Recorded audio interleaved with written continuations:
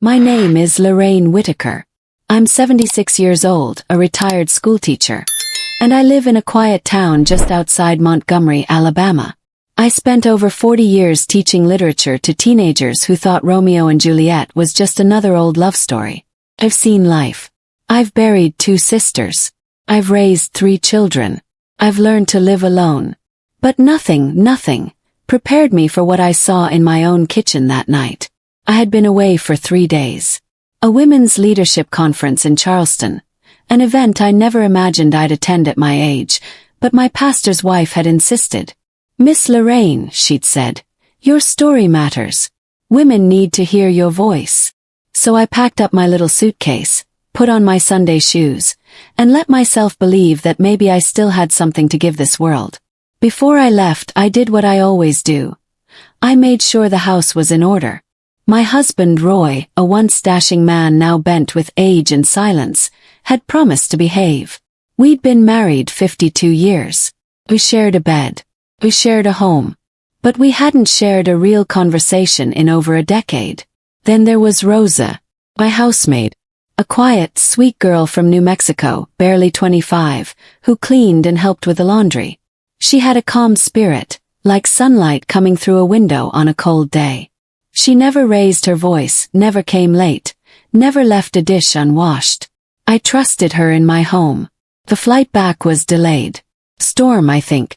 I landed late and took a taxi home, wheeling my small bag behind me, aching to get off my swollen feet. The porch light was on. The curtains in the living room were drawn.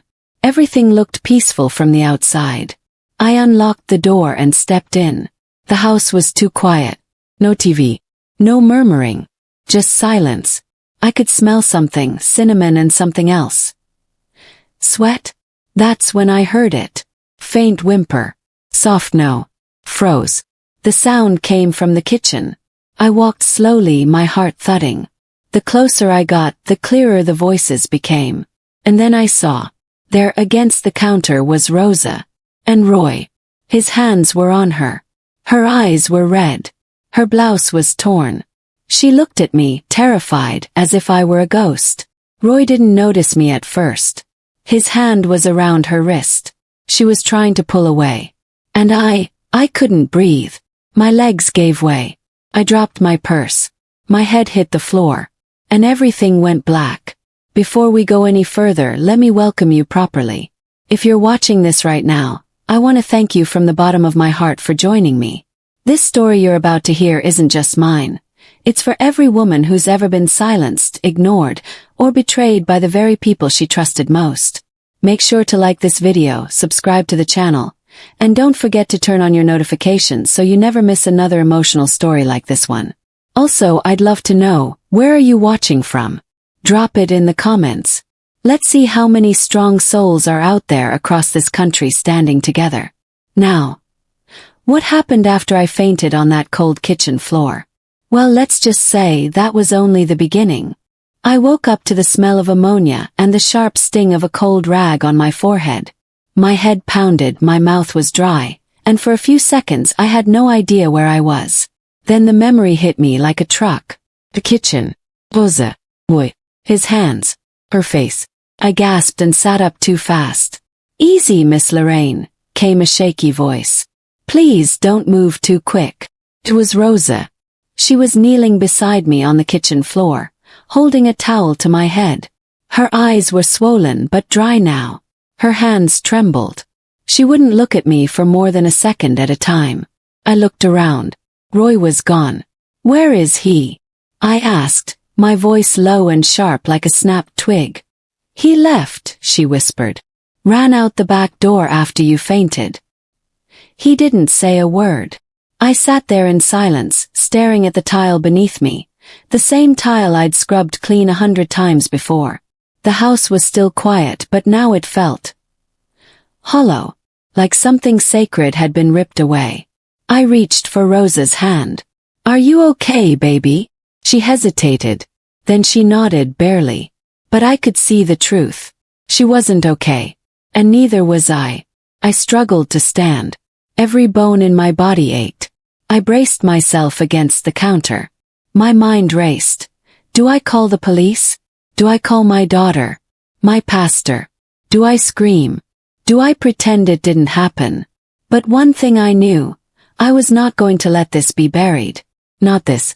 Not again. Because this wasn't the first betrayal I'd ever faced in this house. Not by a long shot.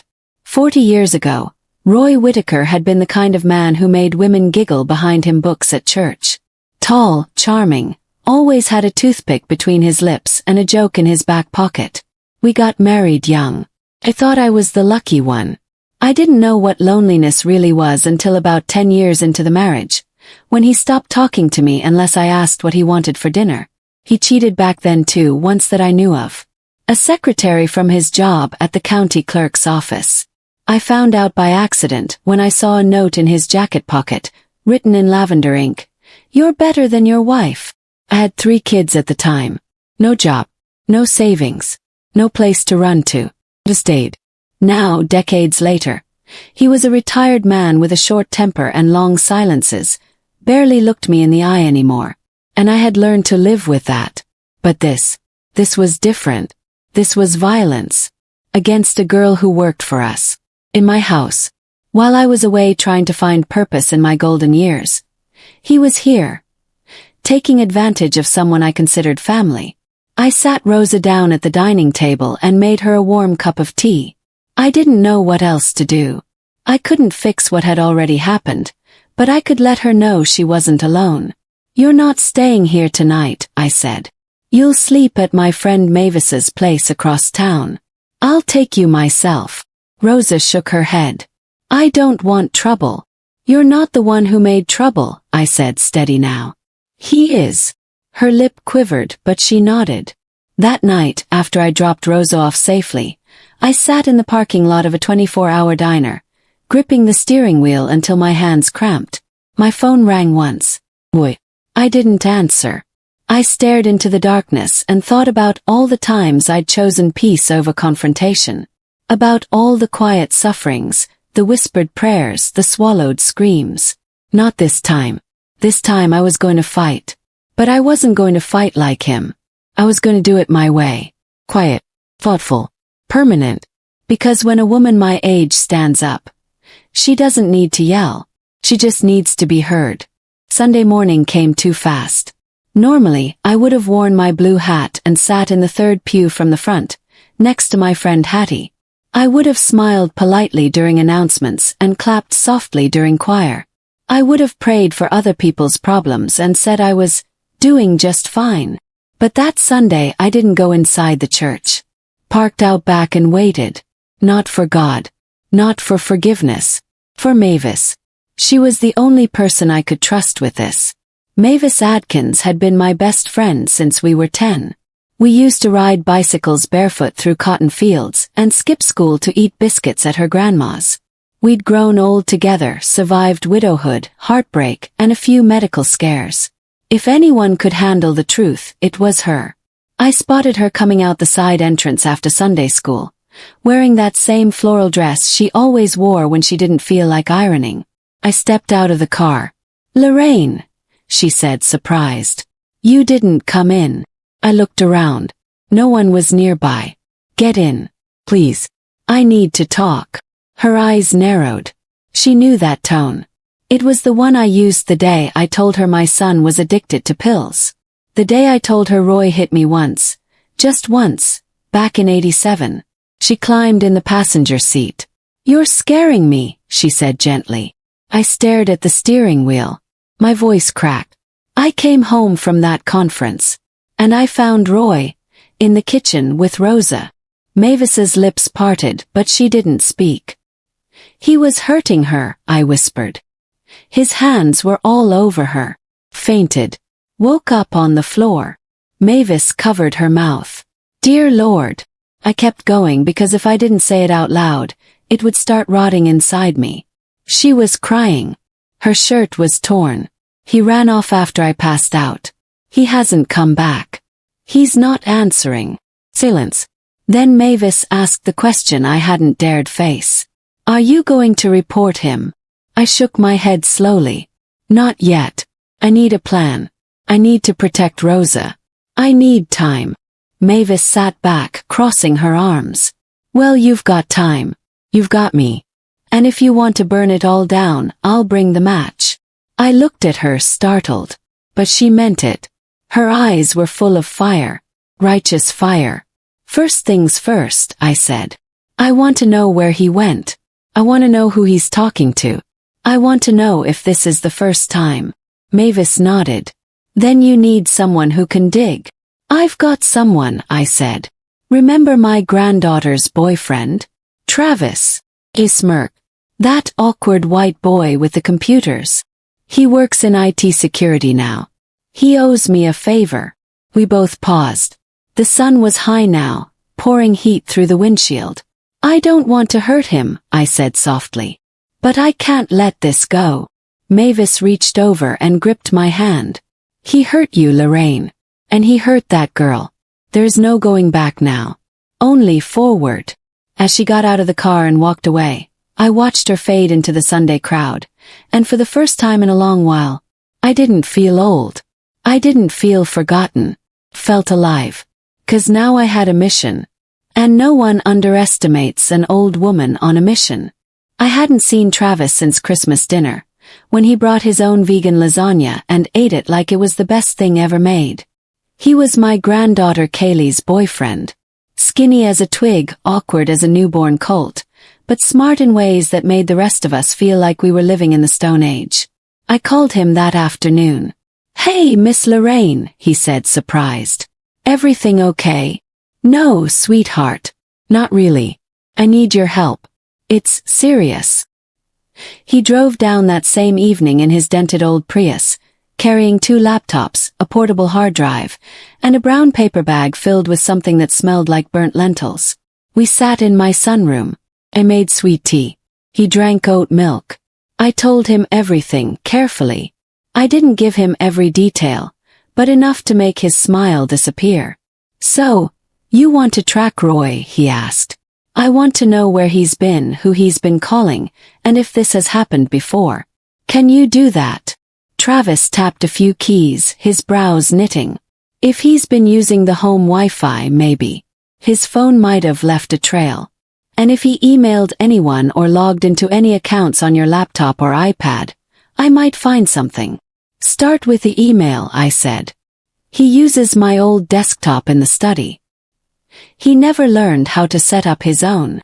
He nodded and got to work. I watched him scroll, click, type. His fingers danced like he was playing piano. Felt sick. My mouth was dry again. Every click was a hammer driving a nail into the life I thought I had. Then Travis stopped. Miss Lorraine. My stomach dropped. What is it? He turned the screen to me. Roy had a secret email account. And in it, there were photos. I couldn't look. I didn't need to. Travis scrolled through file names. They were dated. One from 2 weeks ago. Another from last month. Another from last year. Rosa. Yes. He nodded. All of them. And there are messages. Sent to someone else. Who?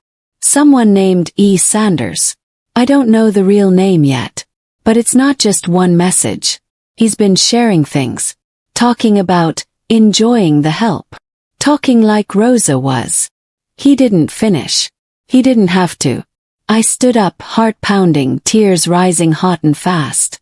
I need everything printed, I said. Every file. Every email.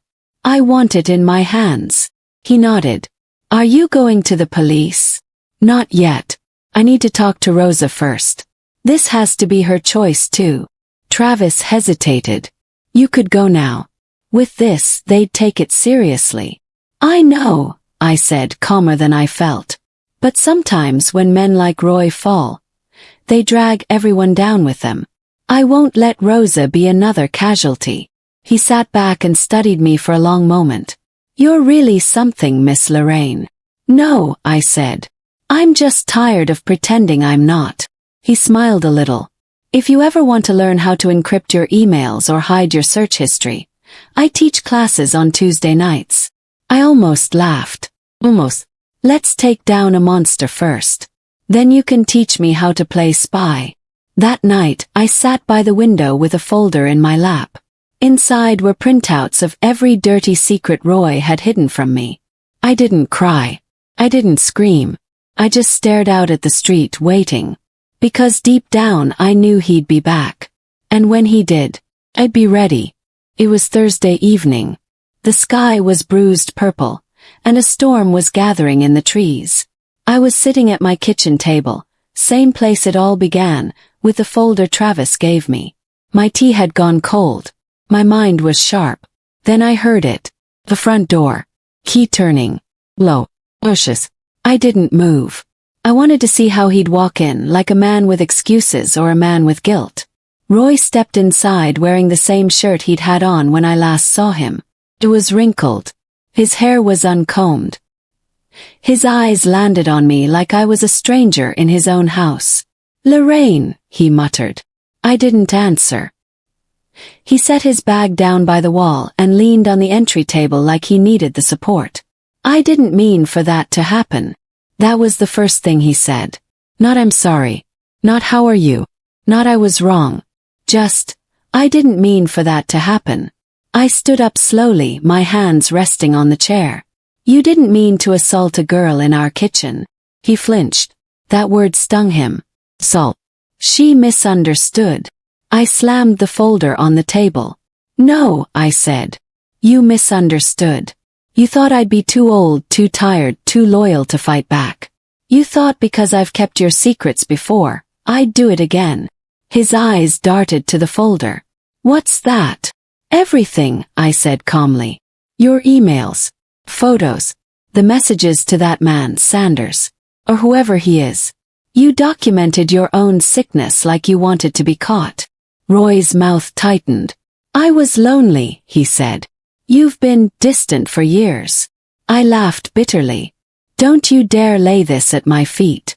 I stayed through your silence, your coldness, your wandering eye. I stayed when I should have run. And you think my distance excuses that?" He looked around the room like it was burning. "I didn't hurt her." "You hurt me," I said. "You ruined the last bit of dignity I thought this marriage had left." Silence fell like a curtain between us. I picked up the folder and stepped toward him. "You have two choices, Roy. You go to the police yourself and confess. Or I do. Either way, this ends now." He stepped back, panicked. "You wouldn't." I held the folder tighter. "Try me." His face changed then. The mask cracked. The calm shattered. For the first time I saw the real Roy. Not the husband, not the provider, but the man who believed he was untouchable. "You'll ruin me." "You already ruined yourself," I said. "I'm just cleaning up the mess." He opened his mouth again, but I was done. "You have 24 hours. I turned and walked away. He didn't follow. That night, I didn't sleep in the bedroom. I sat in Rosa's old room, praying she'd agree to press charges. I didn't know what tomorrow would bring, but I knew one thing for sure. The Lorraine Whitaker who accepted silence. She died on that kitchen floor. And the woman who got up. She was ready to burn the whole lie down to the foundation if it meant freedom. For herself, for Rosa, and for every girl no one believed. The next morning I drove to Rosa's safe place. Mavis's cottage on Oakleaf Lane, just past the railroad tracks. The sky was soft gray, and the air smelled like rain and magnolia. A storm had passed, but the clouds still lingered like the tension in my chest. Mavis opened the door before I could knock. "She's in the back. Been sitting by the window all morning." I walked through the house, my heart heavy with fear, but also with something new. Hope that Rosa would be ready. Hope that I wasn't alone in this fight. She was sitting on the old porch swing, knees pulled to her chest, a blanket around her shoulders. "Hey, baby," I said gently. She turned her head. Her face was pale but calm. "Hi, Miss Lorraine." I sat beside her. The swing creaked under our weight. "I need to tell you something," I said. She nodded, eyes on the horizon. "I found things. Emails, messages, pictures he took without your knowledge." Her shoulders stiffened. "I have enough to report him. Enough for the law to take it seriously. But I won't do anything without your permission." Silence. A bird chirped somewhere in the trees. Then Rosa spoke. I thought maybe it was just me, she said quietly. That maybe I misunderstood. That maybe I was overreacting. You weren't, I said firmly. He's done this before. More than once. She turned to me, eyes wide. I have proof. Messages. He's been targeting women like you. Vulnerable. Alone. Silenced. She swallowed. You believe me. With everything in me. Her lip trembled. No one ever believed me before. Not when it happened back home. Not when I told the last woman I worked for. My throat tightened. Well, they were wrong. And now, you've got me. She looked down at her hands. What if people don't care? What if they say I led him on? That I wanted it? They might, I said. But they'd be wrong. And I'll be right there beside you every step of the way. I promise. Long pause. Then, Rosa did something I hadn't seen her do since that awful night. She nodded. I'll do it, she whispered. I want to tell my truth. Tears welled in my eyes. I reached over and held her hand, and for the first time since this nightmare began, I felt the power shift. Not in revenge. Not in rage. In righteousness. We went to the police station that afternoon. She told her story. I backed her with everything I had. Emails, prints, timestamps. They listened. For once, they listened. An officer named Detective Hayes, a woman in her early 40s with kind eyes and a voice that didn't flinch, promised us they would investigate swiftly. He won't get away with this, she said. Not on my watch.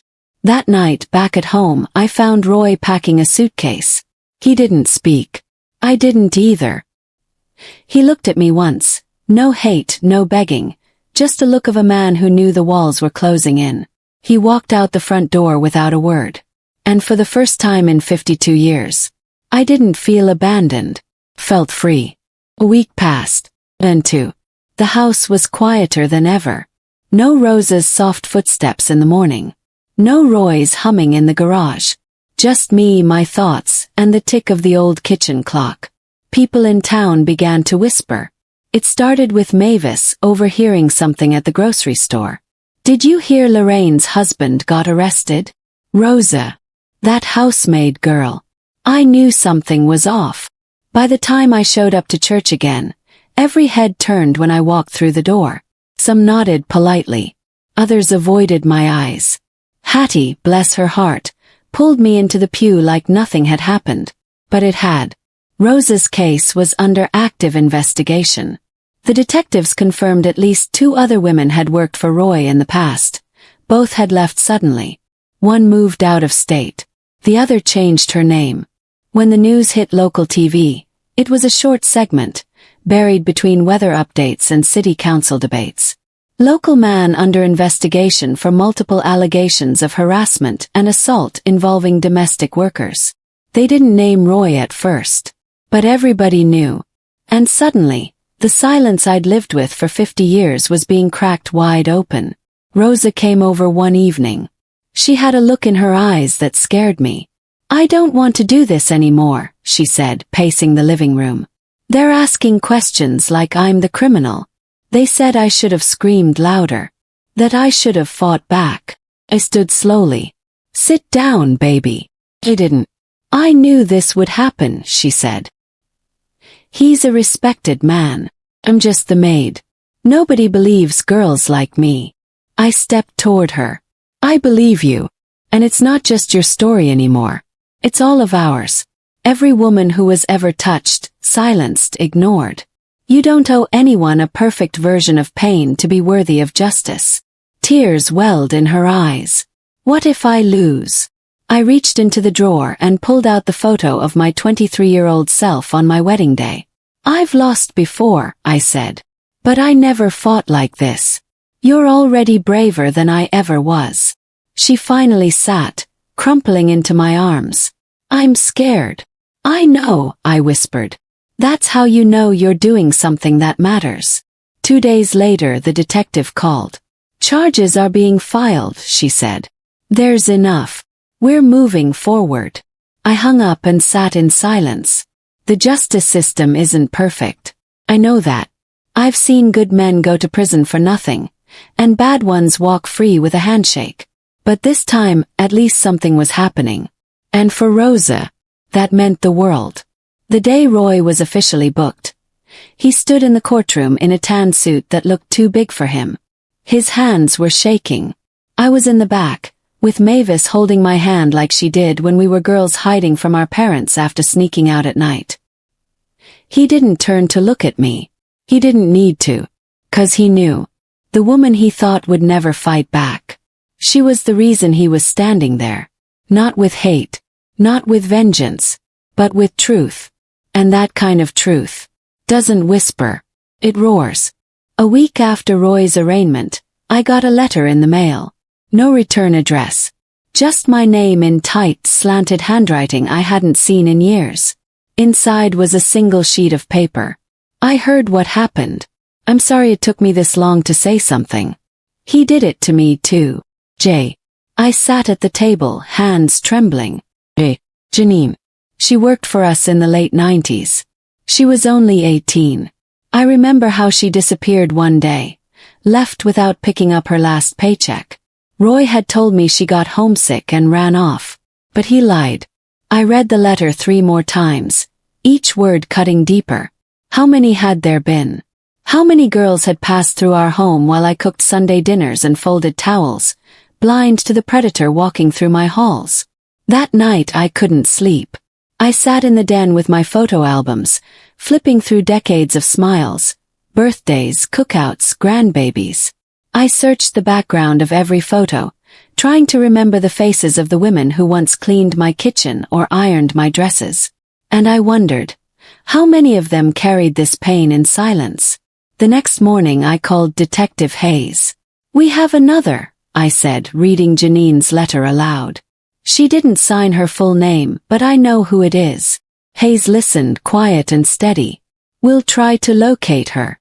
But this helps us. It shows a pattern."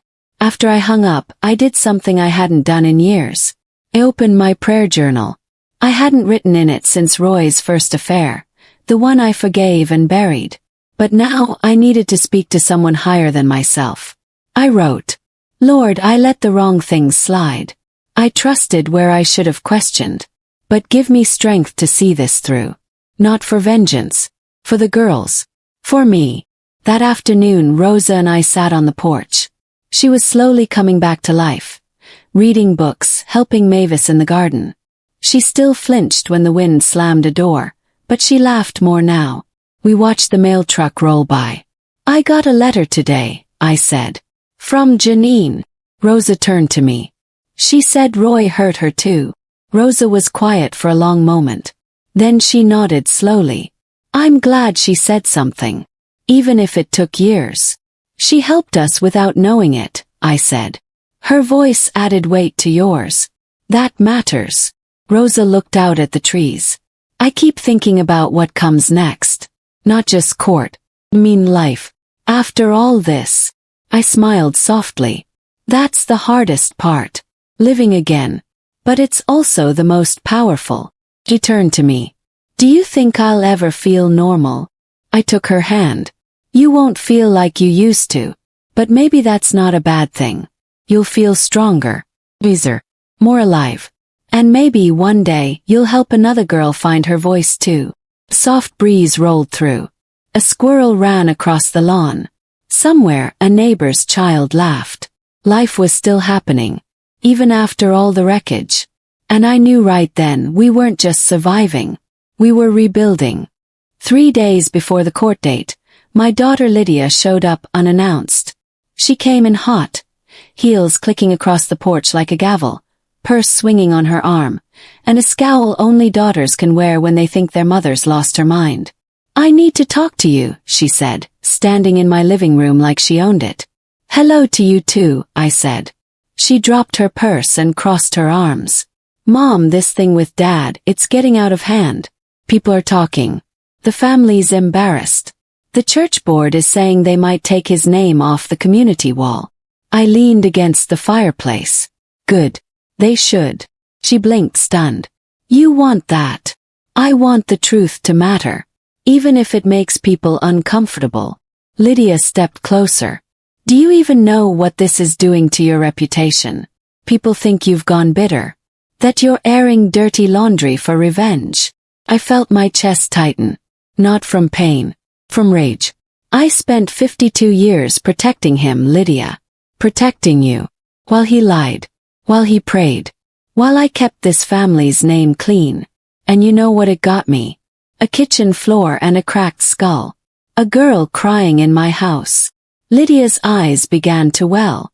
I didn't know. I know you didn't. But now you do. So what are you going to do with it? She sank onto the couch, suddenly small. I thought he loved you. I sat beside her, my voice softer now. He did. In his own broken way. But love without accountability isn't love. It's control. Sniff. What happens next? I looked out the window. We go to court. We tell the truth. We let the chips fall where they may. Lydia nodded. Slowly. Then she said something that nearly broke me. I'm proud of you, Mama. That night, I opened a box I hadn't touched in years. Inside were journals, photos, and a wedding ring I stopped wearing long ago. I ran my finger over the gold band, remembering the girl I used to be. Hopeful, wide-eyed, ready to love forever. I placed the ring back in the box. That chapter was over. The next morning I got a call from Detective Hayes. There's been a development, she said. My heart skipped. What kind of development? One of Roy's past employers came forward. Said she fired him over an incident with a receptionist 20 years ago. No charges were filed, but there's a record of the complaint. Closed my eyes. That helps, doesn't it? It helps a lot, she said. It shows a pattern of behavior over decades. I thanked her and hung up. Roy had left a trail of quiet destruction for years. Buried behind polite handshakes, church smiles, and a man-of-the-house title. But now the truth was rising. And there was no more room under the rug. 2 days to court. The house was cleaner than ever. But it didn't feel like home anymore. Felt like a battlefield. One I had walked across for decades without knowing where the landmines were.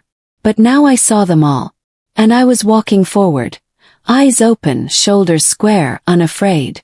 The courthouse smelled like cold coffee and paper. I sat in the third row behind the prosecutor's table, wearing my navy blue suit, the one I'd worn to Kaylee's graduation and my sister's funeral. It was the only thing I owned that made me feel both elegant and armored. Rosa sat beside me, her hands trembling in her lap. She wore a soft cream blouse, no makeup, hair pulled back. Her eyes scanned the courtroom like a bird looking for a place to land. It's okay to be scared, I whispered. She nodded. I'm scared. But I'm not running. That girl had more courage than most grown men I'd met in my lifetime. Roy sat across the room. In a gray suit. No tie. Surrounded by a defense team that looked like they'd rather be anywhere else. He didn't look at me. Didn't look at Rosa. Just stared straight ahead like if he focused hard enough, maybe none of it would be real. The judge came in. Court began. Testimonies were read. Evidence was shown. Emails, photos, messages, letters from past victims, now verified. Janine even submitted a statement. Travis's digital records became the cornerstone of the case. Then it was Rosa's turn. She walked to the stand like her legs weighed 100 pounds. But when she spoke, her voice was clear. I was afraid, she told the courtroom. But Miss Lorraine stood up for me. And that's when I realized I could stand up for myself too. I felt tears sting the corners of my eyes. The defense tried to twist it. She could have left. She didn't file a report immediately. She continued working after the alleged incident. But Rosa didn't flinch. Because I needed the money. 'Cause I was scared. Because no one would have believed me. Until someone finally did. The courtroom fell silent. Even Roy looked shaken. I was called next. Mrs. Whitaker, the prosecutor asked. How long were you married to the defendant? 52 years. And when did you become aware of this behavior? 3 weeks ago. But looking back, I paused. The signs were there. I just didn't want to see them. And why are you here today? I looked at Roy. Finally. Because silence is how men like him survive. And I won't be silent anymore. By the time we left the courtroom that day, the air outside felt different. Not lighter, but clearer. The verdict would take days, maybe weeks. But deep down I knew. Whether the judge ruled in our favor or not, we had already won something. We had spoken the truth. That evening I cooked dinner for Rosa and Mavis. Nothing fancy, fried okra, cornbread, iced tea. We ate on the porch as the sun dipped below the trees. For the first time in weeks, Rosa laughed. Real laugh. And I realized something.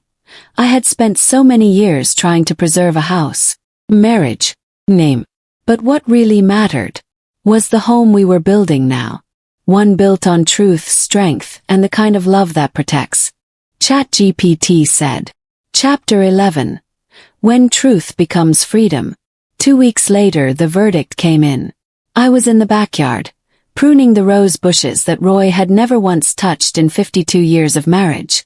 Rosa had gone back to New Mexico for a short visit with her family, and Mavis was inside making lemon bars. It was a quiet day, the kind that pretends nothing is about to change. Then my phone rang. It was Detective Hayes. "Lorraine," she said gently. "It's done." My heart stopped. I pressed the phone closer. "Guilty," she said. "On 2 counts.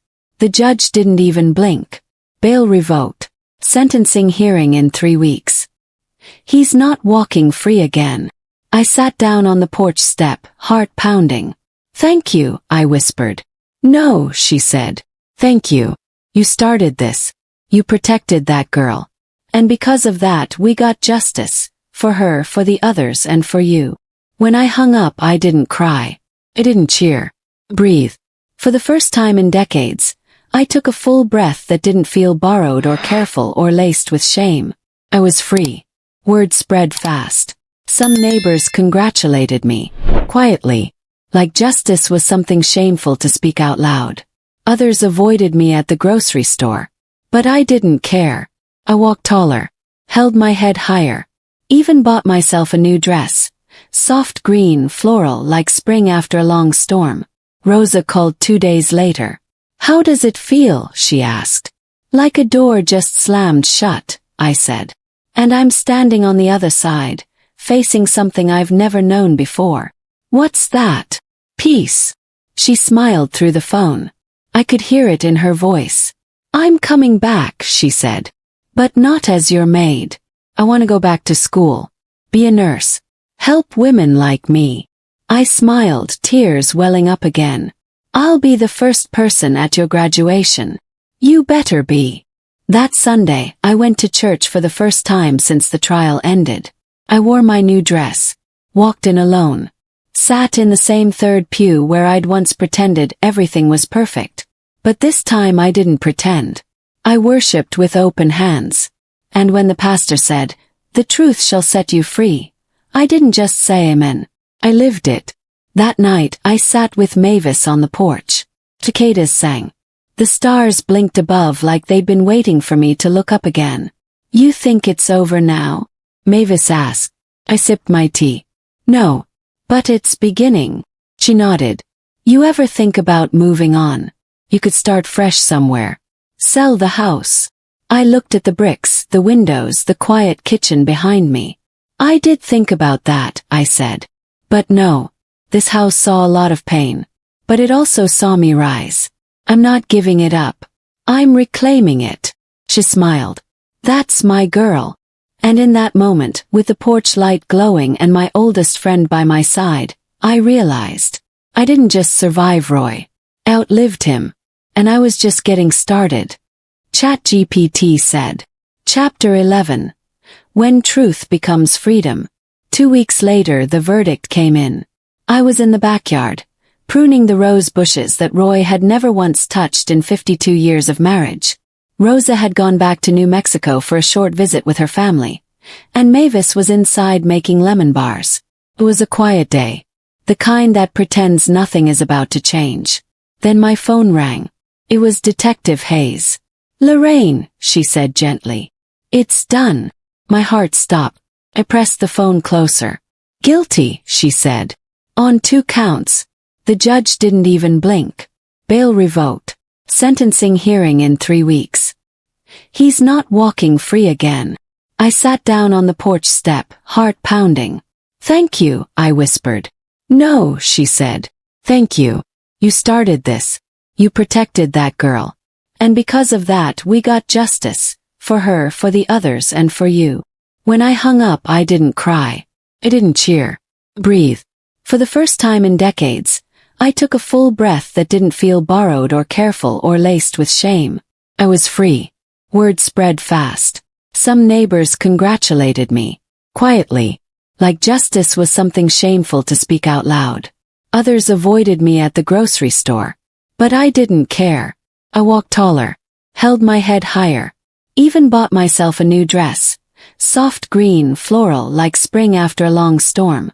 Rosa called 2 days later. "How does it feel?" she asked. "Like a door just slammed shut," I said. "And I'm standing on the other side, facing something I've never known before." "What's that?" "Peace." She smiled through the phone. I could hear it in her voice. "I'm coming back," she said. "But not as your maid. I want to go back to school. Be a nurse. Help women like me." I smiled, tears welling up again. "I'll be the first person at your graduation." "You better be." That Sunday, I went to church for the first time since the trial ended. I wore my new dress. Walked in alone. Sat in the same third pew where I'd once pretended everything was perfect. But this time I didn't pretend. I worshipped with open hands. And when the pastor said, "The truth shall set you free," I didn't just say amen. I lived it. That night I sat with Mavis on the porch. Cicadas sang. The stars blinked above like they'd been waiting for me to look up again. "You think it's over now?" Mavis asked. I sipped my tea. "No. But it's beginning." She nodded. "You ever think about moving on? You could start fresh somewhere. Sell the house." I looked at the bricks, the windows, the quiet kitchen behind me. "I did think about that," I said. "But no. This house saw a lot of pain. But it also saw me rise. I'm not giving it up. I'm reclaiming it." She smiled. "That's my girl." And in that moment, with the porch light glowing and my oldest friend by my side, I realized I didn't just survive Roy. I outlived him. And I was just getting started.